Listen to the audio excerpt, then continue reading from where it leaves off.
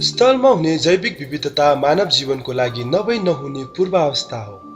यस भागमा संरक्षण क्षेत्रहरू स्थलीय जैविक विविधताको संरक्षणको लागि अपनाउन सकिने सम्भावित उपायका तरिकाहरू र कृषिले कसरी विश्वको बढ्दो जनसङ्ख्यालाई धान्न सक्छ भन्ने प्रश्नलाई हामी नजिकैबाट नियाल्नेछौँ। जैविक विविधता संरक्षणको लागि महत्त्वपूर्ण मानिन्छ। यस्ता क्षेत्रहरूले सन्तुलित रूपमा विभिन्न वनस्पति तथा जनावरहरूलाई आवास प्रदान गर्दछन्। मानवीय क्रियाकलापहरू सीमित गरिएको हुनाले त्यहाँ मानवीय प्रभाव कमै मात्रामा पर्दछ। यी क्षेत्रहरूले विभिन्न प्रजातिका जीवजन्तुहरूलाई स्वतन्त्र रूपमा घुमफिर गर्न पाउने गरी संरक्षण प्रदान गर्दछ। स्रोतका अनुसार सन् 2010 सम्ममा विश्वमा करिब 1,50,000 संरक्षित क्षेत्रहरू रहेका थिए, जुन विश्वको पुरा जमिनको 13% हो। त्यस्ता क्षेत्रहरूको सङ्ख्या र आकार बढ्दै गए पनि जैविक विविधतालाई प्रभावकारी रूपमा संरक्षण गर्न पर्याप्त भएको छैन।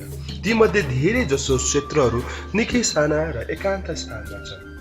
अझै भन्नुपर्दा जैविक विविधताको लागि आधा जसो महत्त्वपूर्ण क्षेत्रहरूले कुनै पनि संरक्षण पाएको छैनन्। यस्ता संरक्षण क्षेत्रहरू हाम्रो लागि पनि निकै महत्त्वपूर्ण हुन्छ। विश्वका अधिकांश ठुला सहरहरूमा तिनै क्षेत्रहरूबाट पिउने पानीको व्यवस्था गरिन्छ। त्यस्तै गरी विभिन्न किसिमका जङ्गली बोट बिरुवाहरू पनि हाम्रो बालीहरूको लागि उपयोगी हुन्छन्। जैविक विविधता लक्ष्यले सन् 2020 सम्ममा विश्वव्यापी रूपमै त्यस्ता संरक्षित क्षेत्रहरूको कम्तीमा 17% सम्म वृद्धि गर्ने उद्देश्य लिएको छ। त्यसको लागि हरेक सरकारले नयाँ संरक्षित क्षेत्रहरू घोषणा गर्नुको साथै वर्तमान संरक्षित क्षेत्रहरूको विस्तार पनि गर्दै जानुपर्दछ। तर यो कार्य गर्न त्यति सजिलो चाहिँ छैन। यस्तो अवस्था आउन सक्नेछ जहाँ किसानहरूलाई आफ्नै खेतबारीमा खेती गर्न नपाउन्। ठुला कम्पनीहरूले सबै वन जङ्गल उनीहरूको आफ्नै कल कारखानामा काठपातको लागि प्रयोग गर्ला। सडकको आवश्यकता भए पनि सडक निर्माण गर्ने कार्य रोकिएला। यदि त्यस्तो समय भयो भने नयाँ संरक्षित क्षेत्रको स्थापना विद्यमान आर्थिक उत्पादन बीच विभिन्न प्रकारका द्वन्द्व उत्पन्न हुन सक्छ। त्यस्तो अवस्थामा तपाईँको विचारमा कुन कुरालाई चाहिँ प्राथमिकता दिनुपर्ला? जैविक विविधता लक्ष्य 2020ले जैविक विविधताको संरक्षण सम्बन्धी उल्लेखनीय सुधारलाई जोड दिएको छ। तर कसरी भन्ने प्रश्न चिन्ह खडा हुन्छ। जसरी राष्ट्रहरू र क्षेत्रहरू बीच एक आपसमा भिन्नता रहेको छ, त्यसरी नै उनीहरूले चाल्ने कदम पनि फरक हुन सक्छ।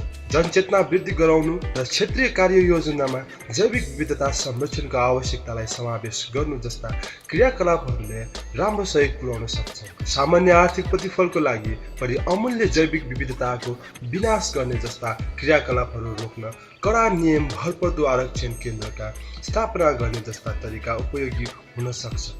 तसर्थ हामी तपाईँलाई प्रश्न सोध्न चाहन्छौँ, हाम्रो देशमा प्राकृतिक क्षेत्रहरूको संरक्षण गर्न कुन तरिका प्रयोग भएको तपाईँ चाहनुहुन्छ?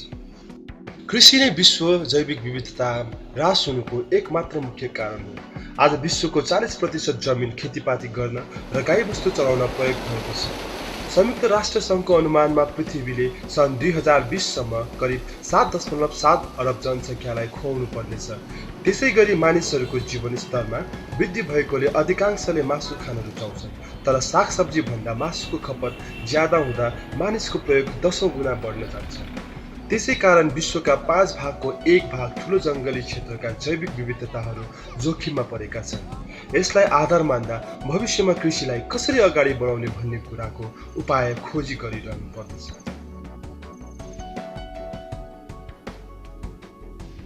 त्यसका लागि हामीसँग विकल्पहरू पनि निकै कम मात्र छन्।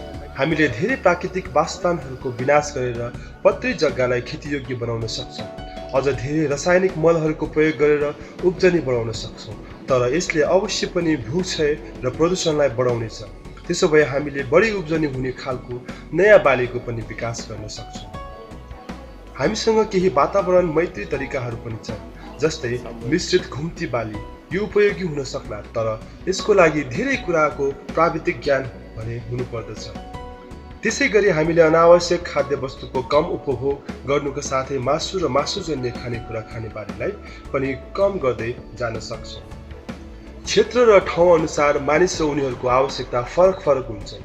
त्यसलाई आधार मान्ने हो भने तपाईँको विचारमा जैविक विविधताको संरक्षण हुने गरी कुन सर्वमान्य र रणनीतिले भविष्यमा खाद्यान्नको मागलाई पूरा गर्न सक्ला?